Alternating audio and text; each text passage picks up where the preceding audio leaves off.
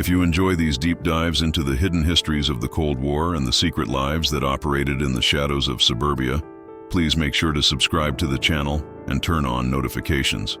It helps us bring these forgotten stories to light. The rain in Seattle does not wash things away. It presses them down. It acts as a lid, sealing the city in a gray, misty Tupperware container, where sound travels differently and light struggles to penetrate. In November of 1979, that rain was falling with a relentless rhythmic drumming against the roof of a split-level house in the quiet, leafy neighborhood of Magnolia. Inside, the house was warm, smelling faintly of lemon polish and pot roast, the sensory hallmarks of a happy, stable American life. Arthur Penhaligon sat in his den, a small room off the garage that his wife, Elena, jokingly referred to as Mission Control. Arthur was a systems engineer for Boeing, a man whose mind was a library of schematics, flowcharts, and propulsion ratios. He was 42 years old, with the kind of face that disappeared in a crowd, mild, bespectacled, and perpetually calm. He was a man who found comfort in the predictability of physics. If a circuit was closed, the current flowed. If a switch was thrown, the light turned on. The world to Arthur was a series of solvable equations. That evening, Arthur was tinkering with a shortwave radio receiver, a hobby he had picked up during his college years. The Cold War was freezing over again. The détente of the mid-70s was crumbling, and the airwaves were filled with the chatter of a nervous world. Arthur liked to listen to the BBC World Service, or sometimes, if the atmospheric skip was right, the strange rhythmic buzzing of the Russian woodpecker, a mysterious signal originating from somewhere deep within the Soviet Union that tapped endlessly against the global consciousness. But tonight, Arthur wasn't hearing the woodpecker. He wasn't hearing the BBC. He was hearing something much closer. He adjusted the dial, his fingers sensitive to the slightest friction in the potentiometer. Through his heavy headphones, a sharp, tearing static cut through the white noise. It wasn't the organic crackle of a lightning storm or the oscillating whine of cosmic interference. It was structured. It was a digital burst, a rapid-fire sequence of chirps and squeals that lasted less than 3 seconds. Zzz, chirp, chirp, zzz. Arthur frowned. He spun the dial back. The frequency was unusual. It wasn't a commercial broadcast band, and it sat uncomfortably close to the restricted frequencies used by the Naval Air Station across the Sound. He looked at the signal strength meter on his receiver. The needle had slammed hard to the right, hitting the limit pin before dropping back to 0. That shouldn't happen. For a signal to peg the meter like that, the source had to be incredibly powerful or incredibly close. Arthur, dinner's ready in 5. Elena's voice drifted down the hallway, melodic and warm. Arthur pulled the headphones from his ears, the plastic cups damp with perspiration. He rubbed his eyes. "Coming, love," he called back. He looked at the radio one last time. The green glow of the display seemed to mock him. He was an engineer. He didn't like anomalies. Anomalies were just errors waiting to be identified. He assumed it was a malfunction in his own equipment. Perhaps a capacitor was leaking or a tube was about to blow.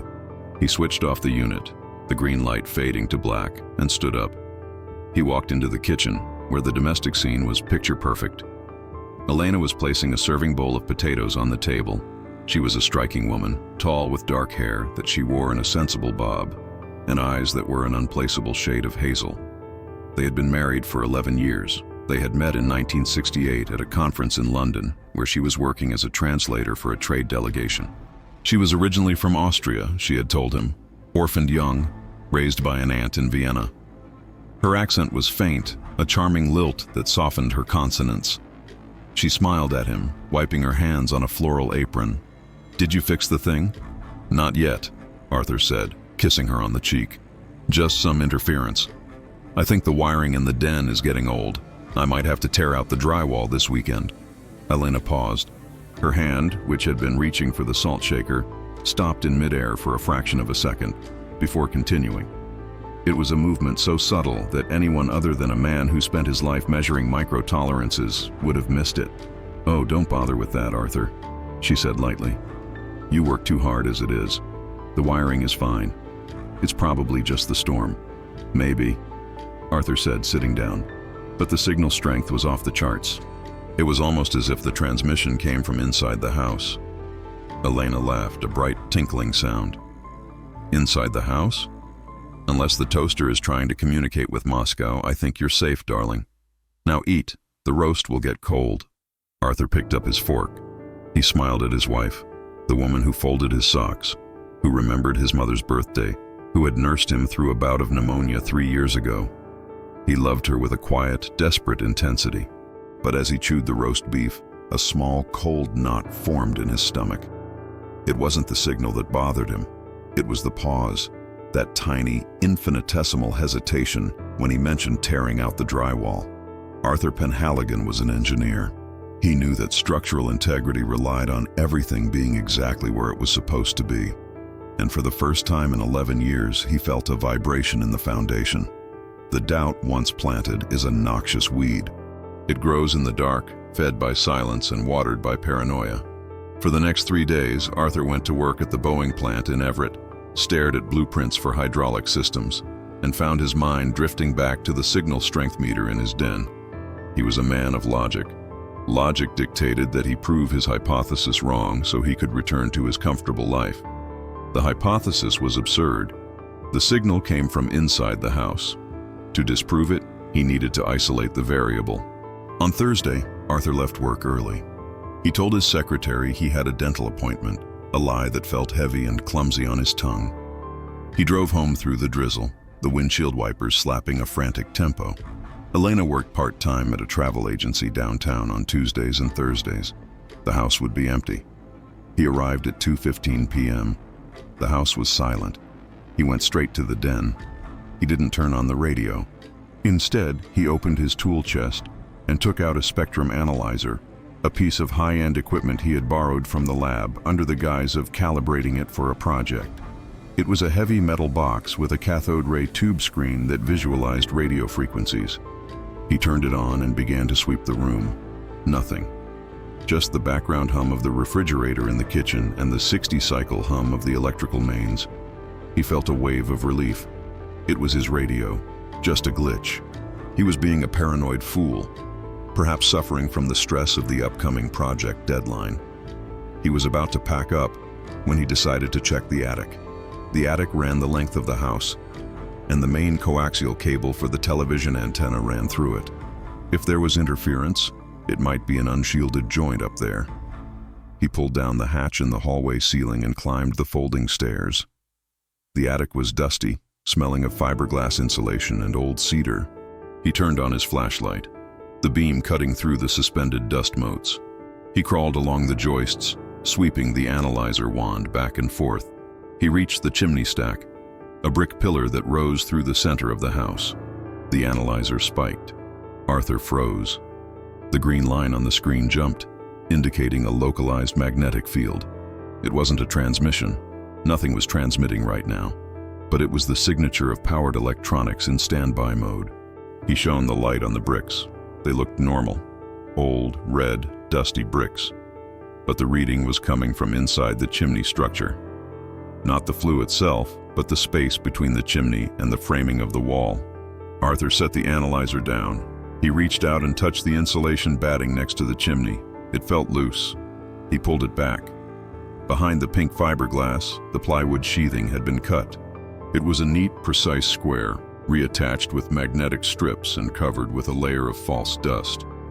His heart began to hammer against his ribs, a physical sensation so strong it made his hands shake. He pried the plywood square open. Nestled in the hollow space between the studs was a device. It was beautiful in a terrifying, industrial way. It was a metal box, roughly the size of a shoebox, painted a matte black.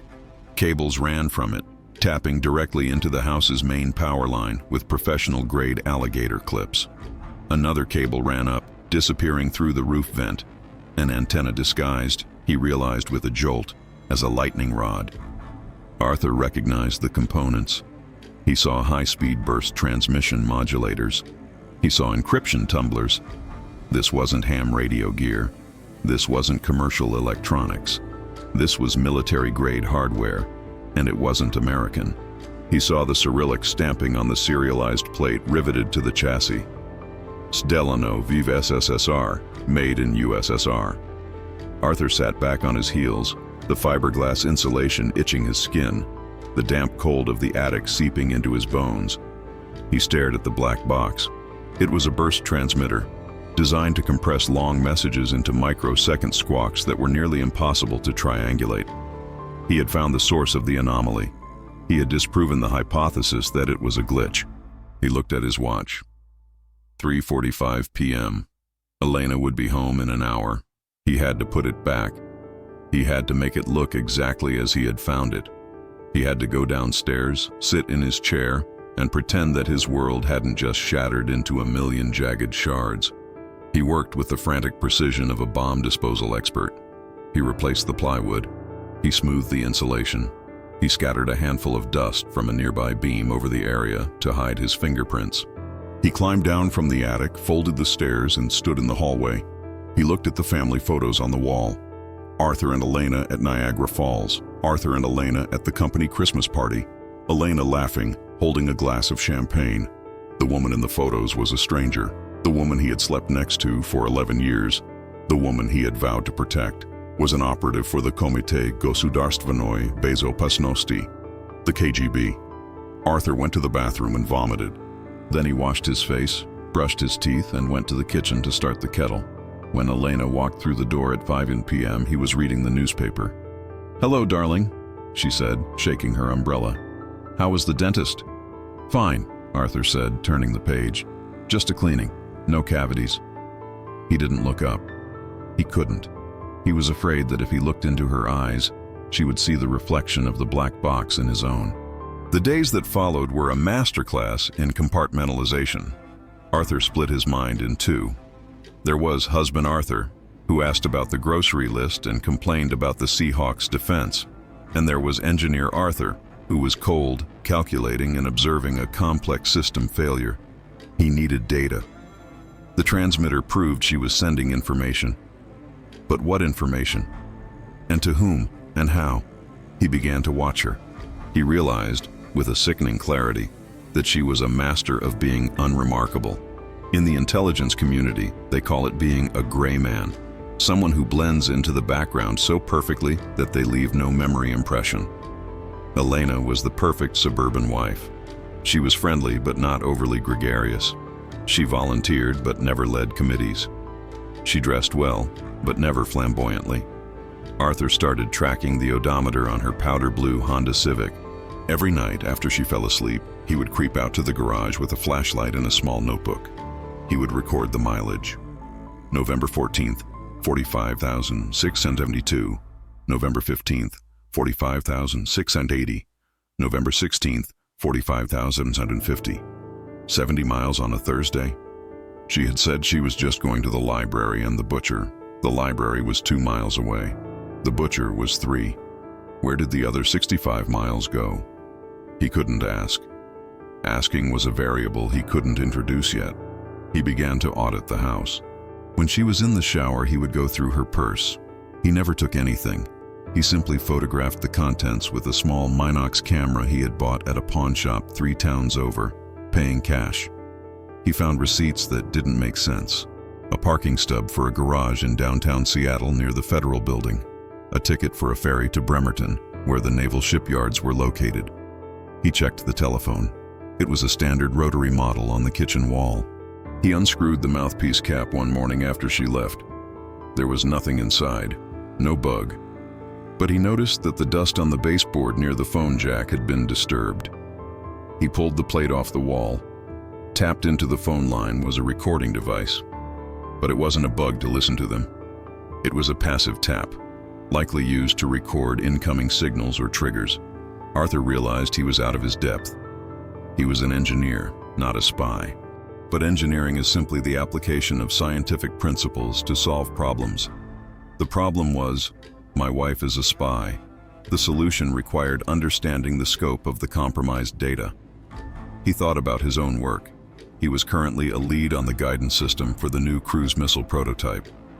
He brought work home occasionally, never classified documents strictly speaking, but working papers, schematics, math, things that would look like gibberish to a layman. But Elena wasn't a layman, was she? He remembered nights when he would work late in the den and she would bring him tea. She would stand behind him, rubbing his shoulders, looking over the drafting table. "It looks so complicated, Arthur," she would say. "All those lines." "It's just geometry, love," he would reply. How much had she memorized? How much had she photographed when he went to the bathroom? The realization that he had been the source, the unwitting conduit of treason, made him feel physically ill. He wasn't just a victim, he was an accessory. If the FBI found out, they wouldn't see a duped husband. They would see a co-conspirator. They would see a man who built missiles for the US government living with a KGB agent for a decade. He would go to prison. He would lose everything. His clearance, his pension, his freedom. Fear turned into a cold resolve. He couldn't just call the police. He needed leverage. He needed proof so undeniable that when he finally went to the authorities, he could trade it for his own immunity. He needed to catch her in the act. He needed to follow her. Saturday morning broke with a rare, piercing sunshine that made the wet pavement steam.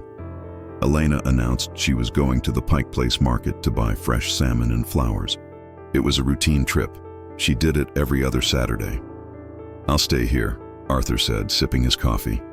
"I want to clean the gutters while the rain holds off." "All right, darling. Be careful on the ladder," she said. She kissed the top of his head. She smelled of lavender soap. It was a smell he used to associate with comfort. Now it smelled like deception.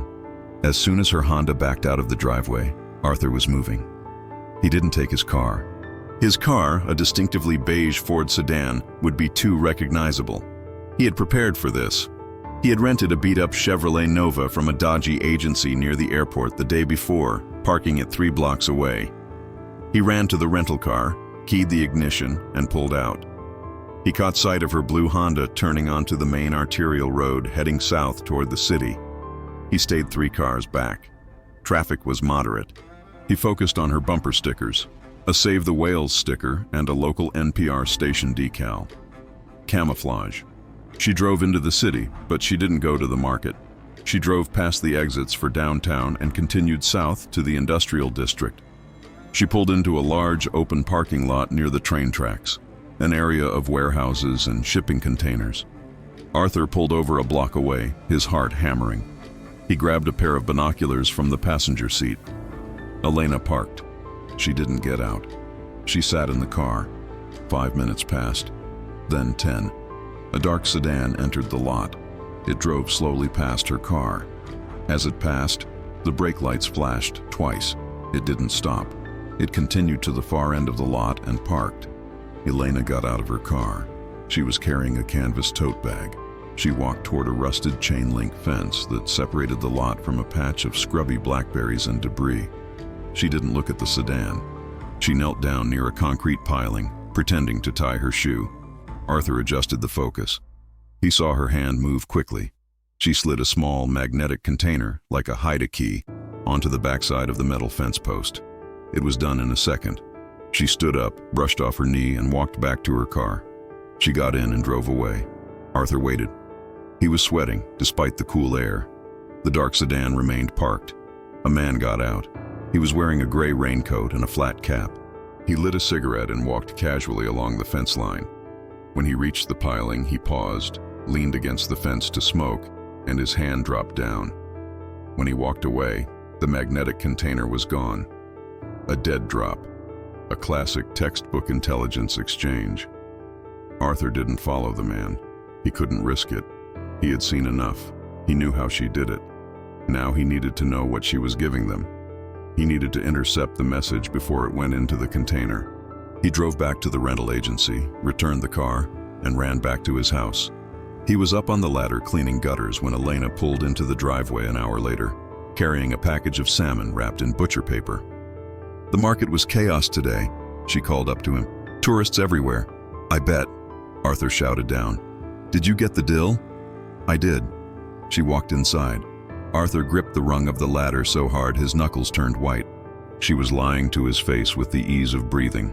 The rage that surged through him was hot and blinding, but he tamped it down. He channeled it into the engineering part of his brain. He had a plan. If she was photographing documents, she had to have a camera, and she had to have a dark room, or a way to process the film, or she was handing over undeveloped rolls. The container he saw was small, probably microfilm or microdot. He needed to find her stash. Sunday was quiet. They read the papers. They listened to jazz. Arthur watched her every move. He noticed she spent a lot of time in the laundry room in the basement. It was the one room in the house he rarely entered. Laundry was, by unspoken agreement, her domain. On Monday, he called in sick to work. As soon as Elena left for her volunteer shift at the animal shelter, Arthur descended into the basement. The laundry room was unfinished concrete, smelling of bleach and fabric softener. There were shelves of detergents, old towels, and a sewing machine table in the corner. Arthur searched the shelves. Nothing. He checked the washing machine and dryer panels. Nothing. He turned to the sewing machine. It was an old Singer, heavy and cast iron. He opened the drawers, thread, bobbins, needles. He pulled the bottom drawer all the way out. Taped to the underside of the drawer was a small key. Arthur took it. He looked around the room. What did it fit? There were no locked cabinets. He looked at the floor. The concrete was stained and cracked. There was a heavy rubber mat in front of the utility sink. He pulled the mat back. There, set into the concrete floor, was a small floor safe. It was flush with the ground, painted gray to match the cement. A masterful installation. It must have been put in years ago, perhaps when they had the foundation repaired in '74. He had been away on a business trip for that. She had handled the contractors. Contractors. KGB assets, more likely. Arthur inserted the key. It turned with a smooth click. He lifted the heavy steel lid. Inside lay the tools of her trade. A Minox C spy camera, tiny and sleek. Several cassettes of unexposed film. A one-time pad. A small booklet of random numbers used for unbreakable encryption. And a thick, leather-bound journal. Arthur lifted the journal out. His hands were trembling. He opened it. It was a logbook, but it wasn't written in code. It was written in German, her native language. But as Arthur read, he realized it wasn't the German of an Austrian orphan. It was the German of a highly educated analyst, interspersed with Russian technical terms. October 12th. Subject A brought home the XJ7 valve schematics. Photographed pages 14 to 22. Quality poor due to lighting. October 24th. Subject A complains of delays in the guidance software. Noted potential vulnerability in the compiled code. Transmitted via burst. November 1st. Subject A is stressed, easier to manipulate. Suggesting vacation to coast to allow for secure meeting with handler. Subject A. He was Subject A. He wasn't her husband. He was her assignment. Arthur sat on the cold concrete floor and wept. He cried for the lost years, for the love he thought was real, for the fool he had been. He cried until his throat was raw. Then he stopped. He wiped his face with the back of his hand. He looked at the journal again. There was a loose page tucked into the back. It was a list of dates, future dates. November 22nd, drop at location Delta. December 5th, meeting with Nightingale. December 20th, extraction window opens. Extraction. They were planning to pull her out, or perhaps pull them out. Would she try to take him to Moscow, or would she simply disappear one night, leaving him to face the FBI alone? The entry for December 20th had a note next to it. Subject A, utility diminishing. Risk profile increasing. Terminate or extract. Terminate. The word hung in the damp air of the basement. Terminate in intelligence speak could mean many things. It could mean ending the operation. It could mean firing an asset. Or it could mean a darker, more permanent solution. Arthur Penhaligon stood up. He put the journal back. He put the camera back. He locked the safe. He replaced the mat. He taped the key back under the drawer. He went upstairs and poured the rest of the coffee down the sink. Subject A was no longer stressed. Subject A was no longer easy to manipulate. Subject A was an engineer who had just identified a catastrophic system failure, and he was going to initiate an emergency shutdown sequence. But he wouldn't do it with a gun. He would do it with information. He would use the very thing she stole from him, data, to destroy her. Arthur went to work on Tuesday with a clarity of purpose that terrified him.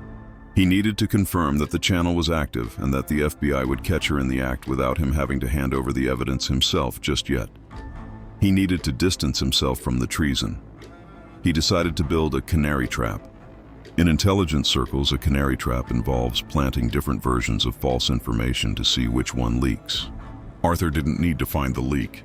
He knew who it was. But he needed the leak to be so loud, so specifically wrong, that it would trigger alarm bells at the highest levels of U.S. intelligence, forcing them to investigate the source immediately. He spent 3 days drafting a fake document. He used the official Boeing letterhead. He marked it Top Secret, No Foreign, Eyes Only. He titled it Project Poseidon, Subaquatic Cruise Missile Adaptation. It was pure science fiction. He designed a missile system that could ostensibly be fired from a submarine, exit the water, and accelerate to Mach 4. The physics were plausible enough to fool a layman or a rushed spy, but any serious physicist would see the flaws in the thermal dynamics.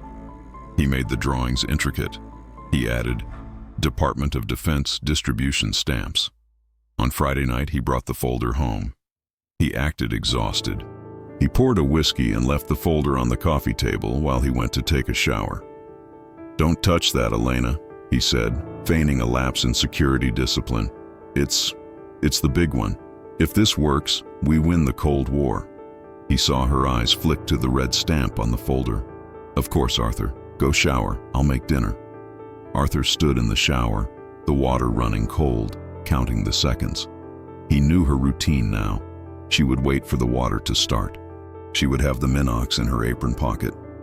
She would have exactly 8 minutes. He got out, dried off, and dressed. When he came back to the living room, the folder was exactly where he had left it. But the angle was slightly different. He had aligned the edge of the folder with the grain of the wood table. Now, it was off by 2 millimeters. She had taken the bait. That night, he lay in bed awake. At 3 a.m., he heard the faint, high-pitched whine of the capacitor in the attic charging up. Then, the short burst. Zzz, chirp, chirp, zzz. She had sent the Poseidon plans to Moscow. Now, the clock was ticking. The Soviets would receive the plans. Their analysts would look at them. They would either realize it was a fake, or they would panic thinking the Americans had made a breakthrough. If they panicked, they would increase chatter. The NSA or the CIA would pick up that chatter. They would hear Poseidon. They would check their own files, realize no such project existed, and trace the leak back to the only man who could have designed it. Arthur had to be ready to catch the FBI when they fell. But things moved faster than he anticipated. The response wasn't from the NSA. It was from the KGB. On Sunday morning, Arthur was in the garage when Elena came in. She looked pale. She was holding a basket of laundry, her knuckles white on the plastic rim. "Arthur," she said, her voice tight. "My aunt in Vienna. She's taken ill. Very ill. I need to go to her." Arthur wiped grease from his hands. He looked at her. The panic in her eyes was real. The Poseidon plans must have triggered an immediate recall. Moscow probably suspected she had been compromised, or they wanted to debrief her on this super weapon immediately. "I'm sorry to hear that," Arthur said evenly. "When do you want to leave?" "Tonight," she said. "There's a flight to London at 8 p.m. I can connect to Vienna." She was running. The timeline had accelerated. If she got on that plane, she was gone forever. And Arthur would be left holding the bag, looking like the husband who helped her escape. "Tonight is too soon," Arthur said. "The passports are in the safety deposit box at the bank. It's Sunday. The bank is closed." It was a lie. The passports were in the desk drawer, but he needed to stall her. "No," she said, her voice rising an octave. "I have them. I took them out last week to update the visas just in case." She was lying too. She had her fake passport, the one he hadn't found yet but knew must exist. "Elena," Arthur said, stepping closer. He saw her flinch. She was afraid of him. She sensed the change in the dynamic. The subject was no longer docile. "I can't let you go tonight," he said. "Why?" she snapped, dropping the facade of the gentle wife. Her eyes were hard, calculating. "Arthur, get out of my way. I am going." "Because," Arthur said, "the fuel pump in the Civic is shot. I took it apart this morning." He pointed to the disassembled parts on the workbench. He had sabotaged her car. She stared at the parts. Then she looked at him. For the first time in 11 years, Arthur saw the real Elena. Not the librarian, not the wife, the operative. Her face lost all warmth. She assessed him as a threat. "Then I will take a taxi," she said coldly. She turned and walked back into the house. Arthur stood in the garage. He knew he had about 2 hours before she packed and left. He had to make the call. He had to burn his life to the ground to save what was left of his soul. He walked to the payphone at the gas station down the street. He didn't use the house phone. She would hear him. He dialed the number for the FBI field office in Seattle. "Federal Bureau of Investigation," a voice answered. "My name is Arthur Penhaligon," he said, his voice steady, the voice of an engineer reporting a structural failure. "I am a senior engineer at Boeing Defense Systems. I have evidence that my wife is a Soviet intelligence officer, and she is attempting to flee the country tonight." There was a silence on the other end. Then the voice changed tone. "Stay on the line, Mr. Penhaligon. Don't hang up." The static on the line sounded like rain. Arthur closed his eyes. The equation was solved. The circuit was broken. Now he just had to survive the spark. If you want to see more stories about the unsung heroes and silent victims of intelligence wars, don't forget to hit the subscribe button. The algorithm buries these histories, but with your help, we can keep uncovering them. Arthur hung up the payphone. The metal handset was slick with the mist that hung in the air. He didn't run back to the house. He walked. He needed to regulate his heart rate. He needed to be the gray man now.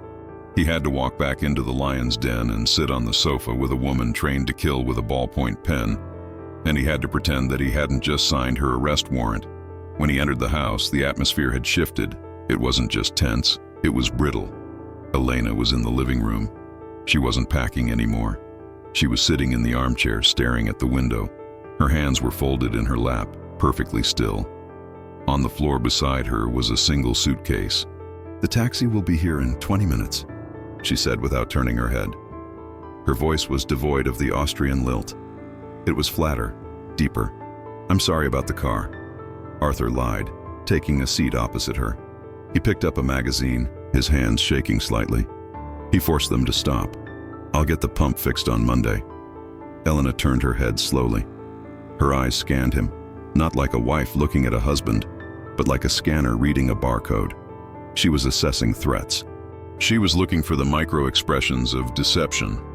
"You were gone a long time," she said, "for a walk to the garage." "I went to the gas station," Arthur said, "to buy cigarettes." "You quit smoking 3 years ago, Arthur." "I started again today," he said. "Stress." He pulled a pack of Marlboros from his pocket, a prop he had bought along with the rental car yesterday, anticipating a moment like this. He lit one. The smoke tasted acrid and foreign, but it gave him a reason to cover his mouth, to hide the tremor in his lip. Elena watched the smoke curl up toward the ceiling. "You know," she said softly, Subject A always had a predictable stress response. Withdrawal, silence, this aggression, it is new. Subject A. She wasn't even pretending anymore. "Who is Subject A, Elena?" Arthur asked. The question hung there, heavy and dangerous. She smiled. It was a terrifying smile because it didn't reach her eyes. "You are, Arthur. You were the assignment, and you were a very good assignment. Comfortable, predictable. A little boring, perhaps, but stable. 11 years, Arthur whispered. Was any of it real? She tilted her head. Define real. The pot roasts were real. The ironed shirts were real. The sex was functional. In my line of work, Arthur, we don't deal in real. We deal in objectives. My objective was the guidance systems. You gave them to me. You were very generous. Arthur felt a surge of nausea. I gave you nothing. You gave me access, she corrected. The briefcase on the chair, the drunken rants about your boss, the unguarded moments. Intelligence isn't always stealing blueprints, Arthur. Sometimes it's just knowing the morale of the enemy. And you? You were an open book. She stood up. She walked to the window and peered out through the blinds. The taxi is late. Arthur looked at his watch. The FBI had said stay on the line. That meant they were tracing the call. They knew where he was. They knew who she was. But they had to mobilize a TAC team. Maybe he's lost, Arthur said. It's raining hard. Maybe, she said. Her hand went into her purse. Arthur tensed. He remembered the termination note in the logbook. Don't, he said. Don't what? She pulled her hand out. She was holding a lipstick. She uncapped it and applied a coat of red to her lips using the reflection in the window glass. You look terrified, Arthur. Are you afraid I'm going to kill you? The thought crossed my mind.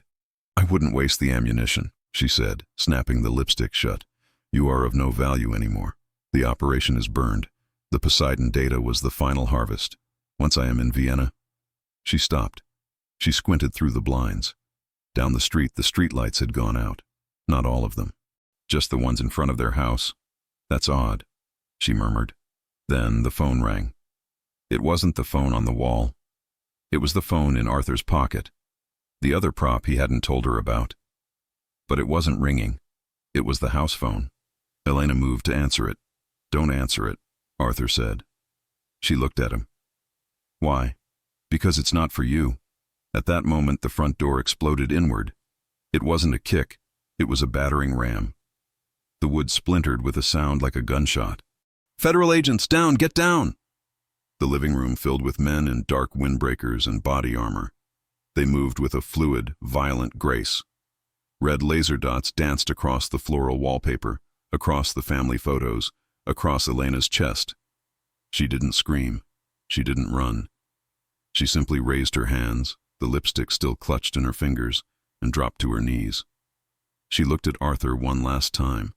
There was no anger in her face, only a mild disappointment, as if he had forgotten to pick up milk. You are smarter than your profile suggested, Arthur, she said calmly. We will have to update the file. An agent slammed her to the carpet, cuffing her hands behind her back. Arthur sat on the sofa, the cigarette burning down to the filter in his hand, watching his wife, the woman he had loved for a decade, being treated like a combatant. Another agent approached him. He kept his weapon lowered but ready. Mr. Penhaligon? Yes, Arthur croaked. Sir, I need you to stand up slowly and place your hands on your head. You are being detained for questioning regarding espionage against the United States. Arthur stood up. He didn't fight. He was an engineer. He knew that when a structure collapsed, you didn't try to hold up the roof. You got out of the way and let the dust settle. The room was small, soundproofed, and smelled of stale coffee and anxiety. It was located in the basement of the Federal Building in downtown Seattle. There were no windows, just a steel table, 2 chairs, and a mirror that Arthur knew was one-way glass. Arthur had been sitting there for 4 hours. They had taken his belt, his shoelaces, and his watch. He felt naked, stripped of the precise measurements of time and dignity he relied on. The door opened. A man walked in.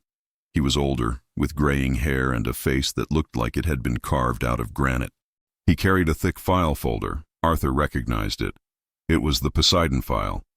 I'm Special Agent Miller, the man said, sitting down. He didn't offer a handshake. And you, Mr. Penhaligon, are in a considerable amount of trouble.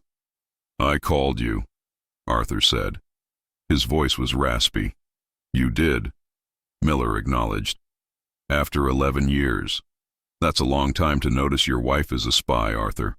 11 years of pillow talk. 11 years of classified projects. 11 years of Subject A. I didn't know, Arthur said. Not until last week. Miller opened the folder. He spread the Poseidon schematics on the table. Let's talk about this, Miller said. Project Poseidon, subaquatic cruise missile adaptation.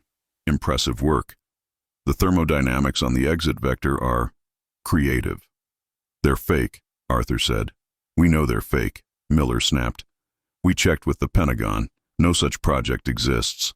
But here's the problem, Arthur. The KGB thinks it exists. We intercepted a high-priority burst transmission from your house 3 nights ago. It contained these plans. And do you know what happened next? Arthur shook his head. Panic, Miller said. He leaned in. Absolute, unmitigated panic in Moscow.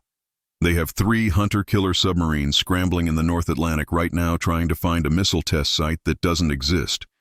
They burned 2 deep-cover assets in D.C., just trying to verify this info. You kicked the anthill, Arthur. I needed a trap, Arthur said. A canary trap. I needed to prove she was sending data before I called you. If I just called you with a hunch, she would have cleaned the house. I needed her to commit. Miller stared at him. He studied Arthur's face, looking for the lie. You designed a fake weapon system to catch your wife? I'm a systems engineer, Arthur said. I isolate variables. I introduce control data. It was the only way to be sure. Miller sat back. He rubbed his chin. The encryption on her transmitter, it was military grade. We wouldn't have broken it for months. But because we knew what the document should say, thanks to you leaving a copy on your desk, we were able to use the plain text to crack the cipher. We're reading their mail now, Arthur. All of it, backdated for 6 months. Arthur felt a flicker of pride, instantly extinguished by the weight of his reality. So, you believe me? I believe you're either a genius or the best double agent I've ever met, Miller said. But we found the safe in the basement.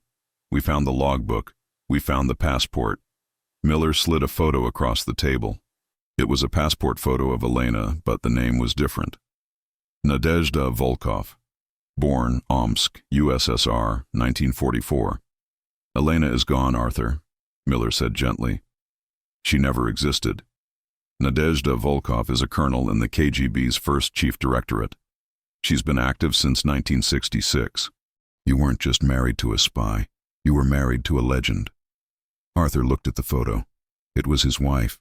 The same eyes, the same mouth that had kissed him goodbye every morning. But the expression was different. Cold, predatory. What happens now? Arthur asked. Now? Miller gathered the papers. Now we see if you can help us dismantle the network she built using your living room as a base of operations. You're not going to prison, Arthur. Not yet. But you are going to work for us. For the next 3 weeks, Arthur didn't go home.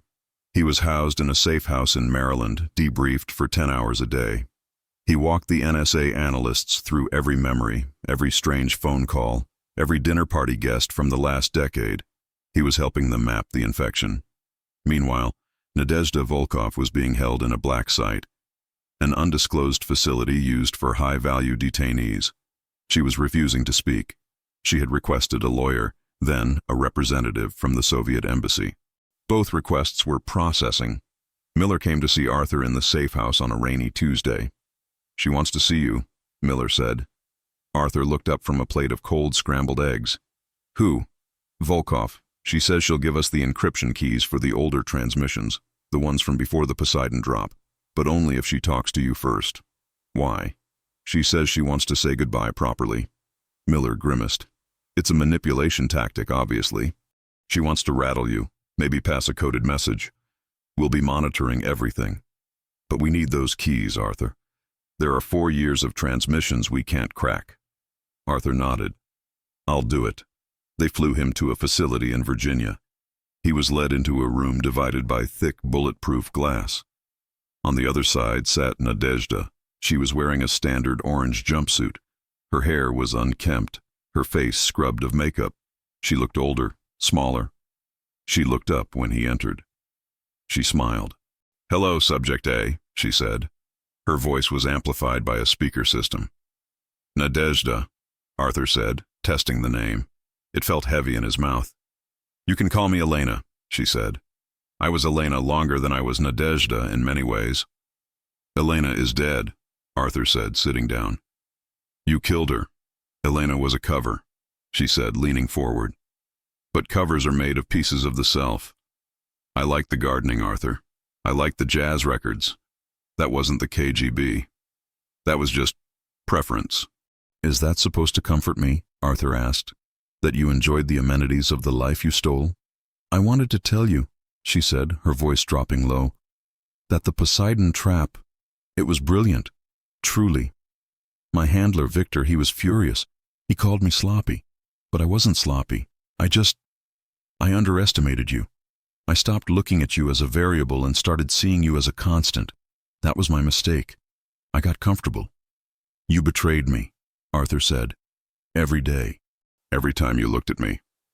I did my duty, she countered sharply, just as you did yours at Boeing. We are both soldiers, Arthur. We just wear different uniforms. You build missiles to kill my people. I steal plans to protect them. Do not pretend there is a moral high ground here. We are both cogs in the machine. I didn't lie to you about who I was, Arthur said. She laughed, a dry, brittle sound. Didn't you? You pretended to be happy, Arthur. For years. I saw you staring at the wall when you thought I was asleep. I saw the quiet desperation of the suburban man. We all lie. My lie just had a state seal on it. She placed her hand on the glass. The keys, she said. The sequence is based on the Fibonacci numbers, offset by the dates of our anniversary. Each year the offset shifts by one prime number. 1968, offset 3, 1969, offset 5. It was poetic, don't you think? Our marriage was the key to the code. Arthur stared at her hand on the glass. The audacity of it. She had used their wedding date, the symbol of their union, as the encryption seed for her treason. It was the ultimate violation. Goodbye, Nadezhda, Arthur said. He didn't touch the glass. He stood up. Arthur, she called out as he turned away. The radio in the den. You fixed it, didn't you? Arthur paused. Yes. Good, she said. I always hated that static. With the key provided by Volkov, verified by NSA cryptographers, the floodgates opened. The anniversary cipher allowed the FBI to decrypt 4 years of backlogged burst transmissions. The intelligence take was devastating. Arthur sat in a conference room with Miller as the reports came in. It wasn't just Boeing. Nadezhda had been a hub. She wasn't just an observer. She was a courier. Item 45B. Transfer of microdot containing naval propulsion schematics from source Bluebird, identified as a clerk at the Bremerton shipyards. Item 89A. Personnel files of Lockheed Martin senior staff acquired via social engineering at a charity gala. Arthur realized that the dinner parties she threw, the social circles she cultivated, it was all a net. She was the spider in the center of a web that stretched across the Pacific Northwest defense industry. Bluebird was arrested 2 days later. A Lockheed executive was quietly forced into early retirement after it was revealed he was being blackmailed over an affair Volkov had discovered. The network began to crumble, but the most significant damage was the confusion caused by the Poseidon data. The Soviets had committed massive resources to countering a threat that didn't exist. They had moved satellites, redirected spies, and exposed their own communication lines in the panic. You cost them billions, Arthur, Miller said, pouring coffee. And you set their R&D back 5 years. They're chasing ghosts. Arthur looked at the whiteboards covered in names and arrows. He saw his own name in the center. Subject A. Does it balance the ledger? Arthur asked. For what she took. In the grand scheme? Miller shrugged.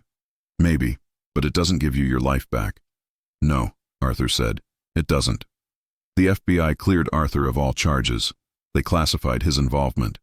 To the world, Arthur Penhaligon was just a man whose wife had tragically died in a car accident while visiting relatives in Europe. That was the cover story. A closed casket. A quiet service. The reality was that Nadezhda Volkov was entering the Federal Witness Protection Program, or the prison equivalent of it. She had traded the network for her life. She would disappear into the American penal system, a ghost in a concrete box. There was no public trial.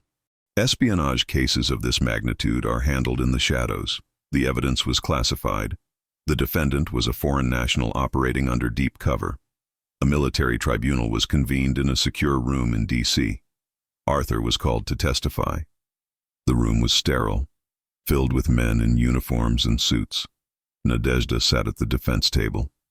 She didn't look at him this time. She stared straight ahead, her posture rigid. Arthur answered the questions mechanically.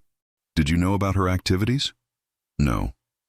Did you provide her with access intentionally? No. Describe the events of November 14th. He told the story of the radio, the attic, the safe. He told them about the canary trap. When he finished, the prosecutor asked if he had anything to add. Arthur looked at Nadezhda. I just want to know if she ever loved me.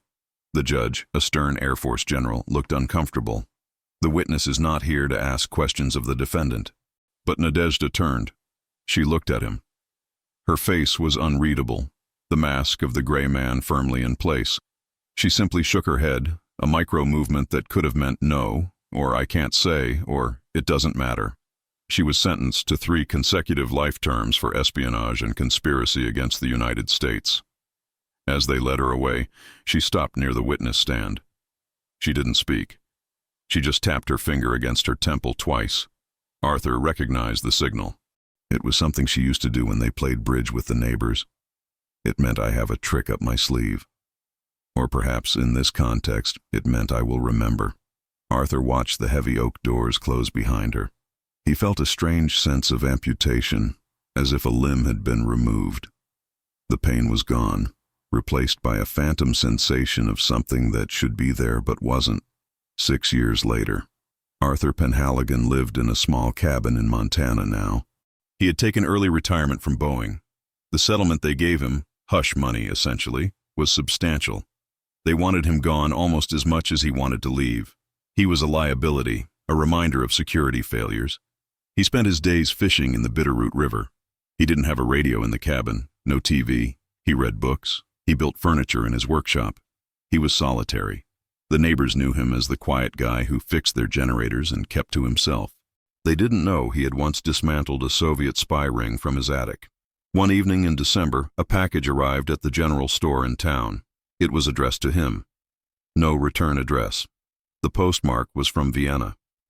Arthur took the package back to his cabin. He stared at it for a long time. He scanned it with a handheld metal detector. Old habits die hard. It was clean. He opened it. Inside was a book, a first edition of The Spy Who Came In From the Cold by John le Carré. Arthur opened the cover. There was no inscription, no note. But tucked into the middle of the book was a dried flower, an Edelweiss, the national flower of Austria, and a single QSL card, a confirmation card used by amateur radio operators to confirm a contact. The card was blank, except for the signal strength report, 5 by 9. Loud and clear. Arthur sat by the fire. He turned the flower over in his hand. Nadezhda had been traded. It happened sometimes. A spy swap on a bridge in Berlin or an airfield in Vienna. The U.S. gets a captured pilot. The Soviets get their colonel back. She was home. She was back in the USSR, probably being hailed as a hero or perhaps interrogated for her failures. But she had sent this, a message. I am out. I am listening. Arthur threw the flower into the fire. He watched it curl and blacken, turning into ash in seconds. Then he threw the book in after it. He didn't want to play the game anymore. He wasn't subject A. He wasn't a variable. He stood up and walked to the window. The snow was falling, covering the world in a blanket of white, erasing the lines between the road and the trees, between the sky and the earth. Arthur Penhaligon watched the snow. For the first time in years, there was no static in his head. Just the silence of the mountains and the cold, clean air of a life that was finally, truly his own.